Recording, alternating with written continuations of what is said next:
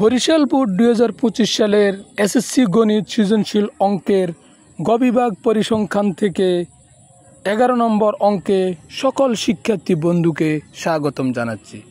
প্রিয় শিক্ষার্থী বন্ধু, তোমাদের জন্য আমরা অঙ্কগুলো করে রাখি এবং যাতে করে তোমাদের সময় কম বাঁচে এবং তোমাদের যাতে সময় সাশ্রয় হয়, এবং আমরা এগুলো প্লে লিস্ট আকারে করে রেখেছি এবং আমাদের অঙ্কগুলো ম্যাক্সিমাম অঙ্কই কিন্তু তোমাদের অর্থাৎ প্লে লিস্ট আকারে সাজানো। তো চলো এক নজরে অঙ্কটা দেখে নিই। সর্বপ্রথম আমরা যদি খেয়াল করি তাহলে লক্ষ্য করব যে আমি একটু এক নজরে সাজিয়ে নিচ্ছি যে দশম শ্রেণীর 30 জন শিক্ষার্থীর গণিত বিষয়ে প্রাপ্ত নম্বরগুলো নিচে দেওয়া রয়েছে। এখানে যে নম্বরগুলো রয়েছে সেগুলো 30 জন ছাত্রের গণিতের নাম্বার, এবং এটা দেওয়ার পরে তারা কয়ের মধ্যে লিখেছে সংখ্যাগুলোর মধ্যক নির্ণয় করো। এই যে মার্ক করা অংশের মধ্যে যে সংখ্যাগুলো রয়েছে সেই সংখ্যাগুলোর মধ্যক নির্ণয় করো। ক্ষয়ে বলেছে সংক্ষিপ্ত পদ্ধতিতে গড় নির্ণয় করো উদ্দীপকের তথ্যের আলোকে। এরপরে গয়ে বলেছে অজীব রেখা আঁকো। এখন খেয়াল করো, আমাদের কয়ের মধ্যে যে সংখ্যাগুলোর মধ্যক নির্ণয় করতে বলেছে, মধ্যক নির্ণয় করতে হলে আমরা কিন্তু জানি এই সংখ্যাগুলো অবিন্যস্ত থাকে, এগুলোকে বিন্যস্ত করা লাগে, অর্থাৎ এগুলোকে সাজানো লাগে। তো আমরা যদি এগুলোকে সাজিয়ে দিই তাহলে লক্ষ্য করো প্রদত্ত উপত্যের মানের ঊর্ধ্বক্রম অনুসারে সাজিয়ে পাই। আমরা মানগুলোকে কিভাবে সাজাতে পারি? মানগুলোকে আমরা ছোট থেকে বড় এবং বড় থেকে ছোট এইভাবে সাজাতে পারি। তো ছোট থেকে বড় এটাকে বলো ঊর্ধ্বক্রম অনুসারে সাজানো। এটাতে পাই কি পাই? লক্ষ্য করো 7, 8, 11, 7, 8, 9, এখানে 7, 8, 13 রয়েছে, এখানে 7, 8 তারপরে 9 রয়েছে। প্রথমে আমরা 7 লিখব, তারপরে সংখ্যার আনুপাতিক হারে 8 লিখব। 7 আর 8 আমরা লিখেছি, তারপরে হচ্ছে 8-এর পরে হচ্ছে 9, 9টা আমরা লিখব, 9-এর পরে হচ্ছে 11, এরপরে আমরা 11টা লিখব, তারপরে হচ্ছে আমাদের 13, এরপরে হচ্ছে আমরা 13টা লিখব, অ্যান্ড দেন 15 এবং আমরা 15টা লিখব। এভাবে করে আমরা সাজাবো। সাজানোর পরে আমাদেরকে মধ্যক নির্ণয় করতে বলেছে। খেয়াল করো মধ্যক। তো মধ্যক নির্ণয়ের দুইটি সূত্র রয়েছে, একটি হচ্ছে জোড়ের আর একটি হচ্ছে বিজোড়ের। তো আমরা যদি এখানে সংখ্যাগুলো খেয়াল করি, এখানে কয়টা সংখ্যা রয়েছে? সংখ্যা রয়েছে 1,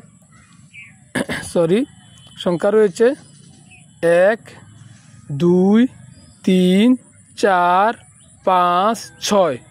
এই যে 6টি সংখ্যা রয়েছে তার মানে এটা কিন্তু জোড়, অর্থাৎ এখানে জোড়ের জন্য একটা সূত্র। তো সূত্রটা কি? সূত্রটা হচ্ছে মধ্যক সমান n/2তম পদ প্লাস n/2 প্লাস 1তম পদ ভাগ 2। এখানে n বলতে এখানে আমাদের 6 বোঝানো হচ্ছে। কেন 6? কারণ এখানে সংখ্যা রয়েছে 6টি। তাহলে n/2তম পদ প্লাস n/2, আবার n/2 মানে হলো 6 ভাগ 2। কেন 6? এখানে n বলতে এখানে 6টি সংখ্যা রয়েছে।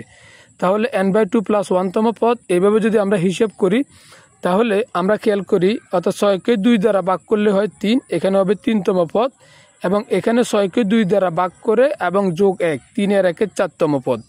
তাহলে আমরা যে এখানে 3তম পদ এবং 4তম পদ আমরা পেয়েছি, সেগুলো আমরা কিভাবে এখন কি করব?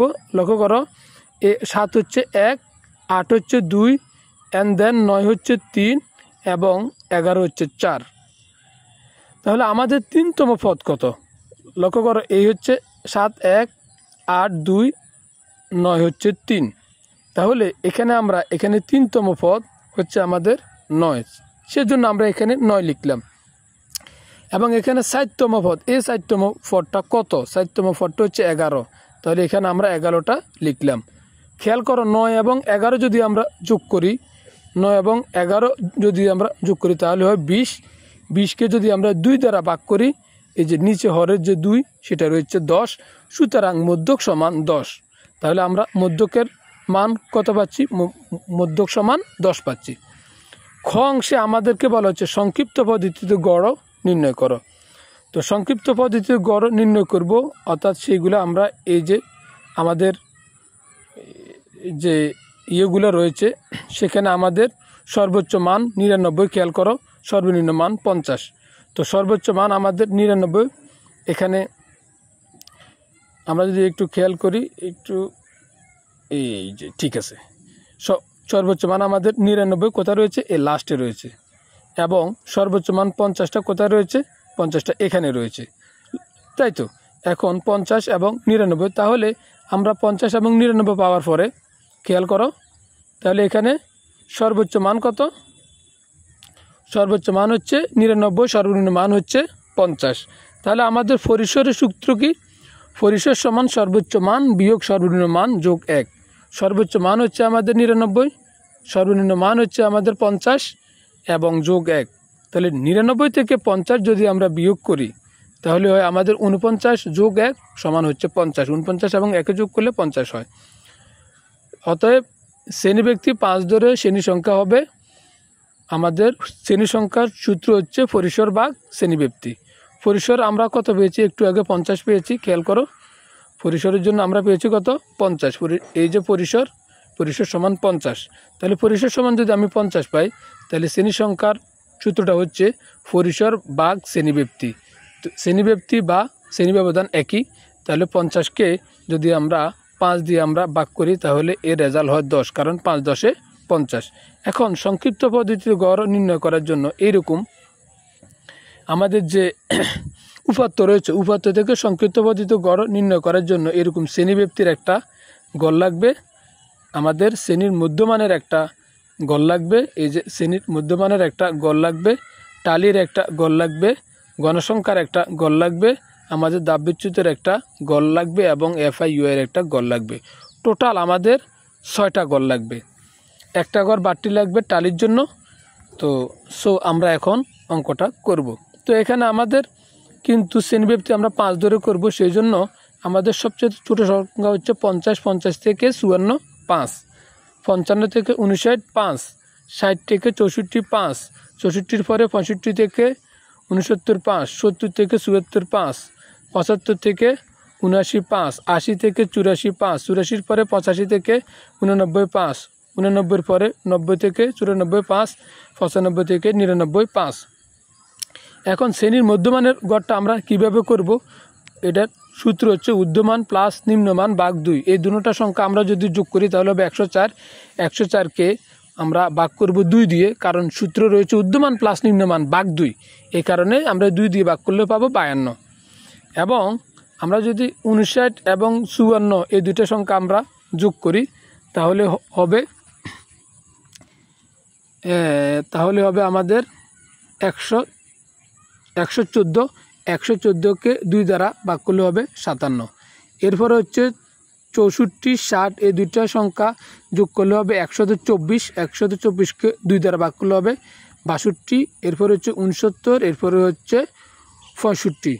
তো এখানে 60 60 120, 9 4 14, অর্থাৎ 120 আর 14 144। সেটাকে আমরা যদি 2 দ্বারা ভাগ করি, সেখানে হবে 67। এবং এরপরে হচ্ছে এটা হচ্ছে এখানে 70 এবং 74, এটা 144 এবং 2 দ্বারা ভাগ করলে হবে 72। এবং এখানে 134 হয়, এটাকে 2 দ্বারা ভাগ করলে হয় 67। এভাবে করে আমরা পুরো এই যে শ্রেণীব্যক্তি থেকে আমরা কি করব? শ্রেণীর মধ্যমানটা সবটা করে ফেলব। এবং এখানে আমরা কিভাবে এটা নির্ণয় করি খেয়াল করো। এখানে আমাদের কিন্তু এটা কিন্তু 30 রয়েছে, এটাকে 2 দ্বারা ভাগ করলে মাঝামাঝি জায়গা হচ্ছে 30। 30 আমাদের কোথায় হয়? এখানে হচ্ছে আমাদের 1, 1 আর 2 হচ্ছে আমাদের 1 আর 2 হচ্ছে আমাদের 3, 1 আর 2 হচ্ছে আমাদের 3, এবং 3 আর 3 হচ্ছে আমাদের 6, 6 আর 3 হচ্ছে আমাদের 9, 9 আর 4 হচ্ছে আমাদের 13, 13 আর 5 হচ্ছে আমাদের 18। এখানে কিন্তু আমাদের 15টা থাকে, 18-এর ভিতরে 15 থাকে। এই সংখ্যাগুলোর ভিতরে আমাদের 15 থাকে না। তাই এটা হচ্ছে আমাদের এর গড়টা, অর্থাৎ এই সমান আমাদের 77। আমরা যেখানে এটা লিখব, যে ঘরে আমরা এটা লিখব, সেই ঘরে আমরা এখানে দাববিচ্যুতির গড়টা আমরা এখানে 0 দিয়ে দেব। খেয়াল করো, অর্থাৎ যে ঘরে আমাদের এটা থাকবে, সেখানে দাববিচ্যুতির গড়টা আমাদের 0 হবে। এবং এই জায়গা থেকে আমরা উপর দিকে এই -1 -2 -3 -4 -5 এভাবে করে করে আমরা যাব এবং ধাপ বিচ্যুত গ থেকে নিচের দিকে আমরা +1 +2 +3 +4 এভাবে করে আমরা আসব। এবং এখানে আমরা গণসংখ্যাগুলো কিভাবে পাচ্ছি 1 2 3 4 5 এখানে সংখ্যাগুলো কিভাবে পাচ্ছি আমাদের যে উপাত্ত রয়েছে সেই উপাত্ত থেকে এই 50 থেকে 54 এখানে সংখ্যা রয়েছে একটা, উপাত্ত থেকে 55 থেকে 59 এখানে সংখ্যা রয়েছে 2টা এবং 60 থেকে 64 এখানে সংখ্যা রয়েছে 3টা, 65 থেকে 69 সংখ্যা রয়েছে 3টা, 70 থেকে 74 সংখ্যা রয়েছে 4টা, 75 থেকে 79 সংখ্যা রয়েছে 5টা, 80 থেকে 84 সংখ্যা রয়েছে 7টা, 85 থেকে 89 সংখ্যা রয়েছে 2টা, 90 থেকে 94 সংখ্যা রয়েছে 2টা, 95 থেকে 99 সংখ্যা রয়েছে একটা। এখন আমরা FI ইন্টু UI এর গড়টা আমরা কীভাবে করব এটা খেয়াল করো। এখানে এই দুইটা সংখ্যা আমরা গুণ করব, কারণ আমাদের এই FI হচ্ছে এটা, খেয়াল করো এটা হচ্ছে FI, এটা হচ্ছে UI।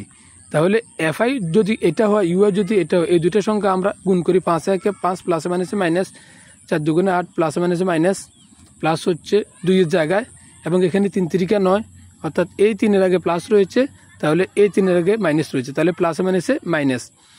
এবং এরপরে রয়েছে কত খেয়াল করো, এরপরে রয়েছে 4 একে 4 প্লাসে মাইনাসে মাইনাস, এটা হচ্ছে প্লাস, এটা হচ্ছে মাইনাস, প্লাসে মাইনাসে মাইনাস।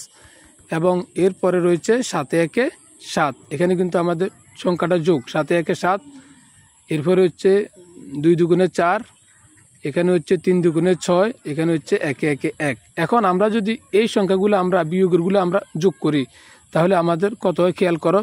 এখানে 4 রয়েছে, এখানে 6 রয়েছে, 6 4 10, 10 আর 9 19, 19 এবং 19 আর 8 27, 27 আর 5 28 29 30 31 32, 32 হচ্ছে আমাদের -32, মাইনাসের 32।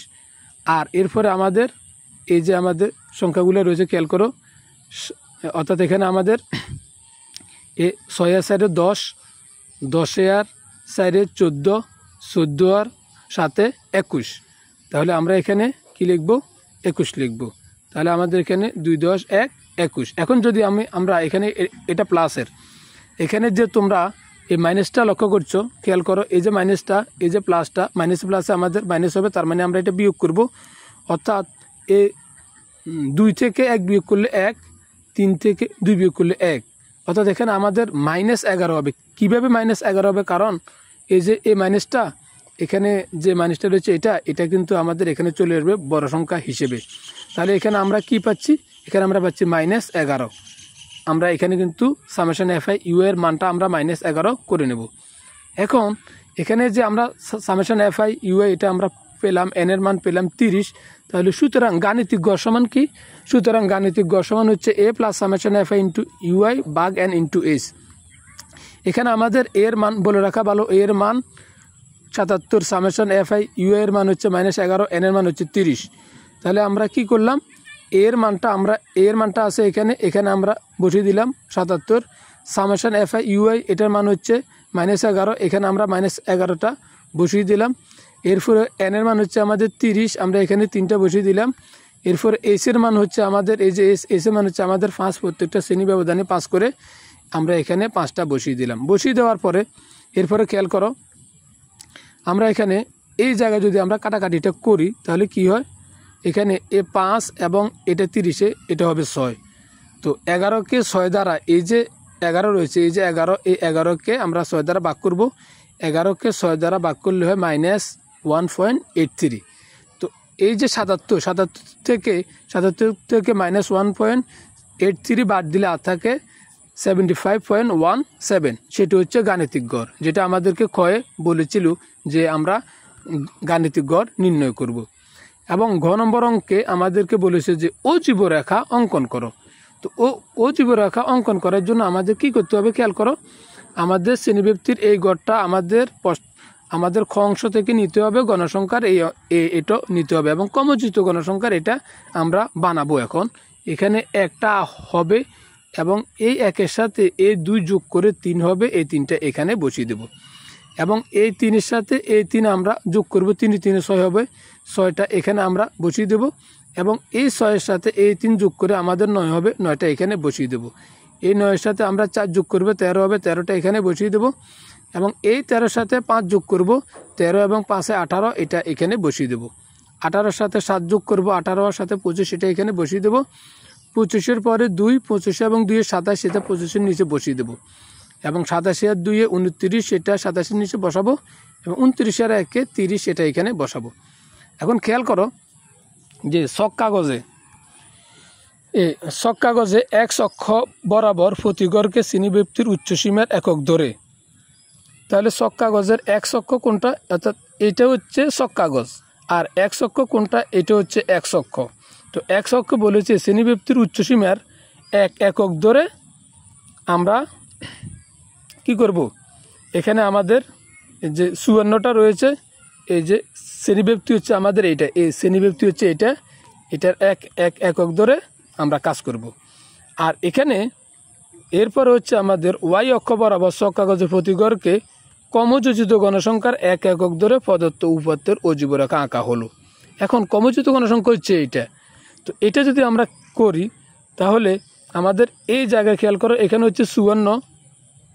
আচ্ছা, আমরা এটা আগে শেষ দিয়ে নিই, তাহলে মূল বিন্দু থেকে 49 পর্যন্ত সংখ্যাগুলো বা গড়গুলো আছে বোঝাতে সাথে চিহ্ন ব্যবহার করা হয়েছে। এখানে যে 49 হচ্ছে এইটা।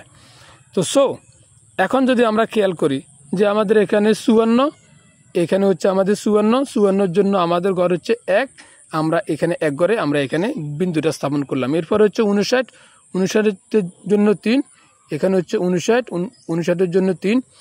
এরপর হচ্ছে আমাদের 64-64-এর জন্য হচ্ছে আমাদের 6, এই হচ্ছে 64-64-এর জন্য আমাদের 5-এর পরে 1 6।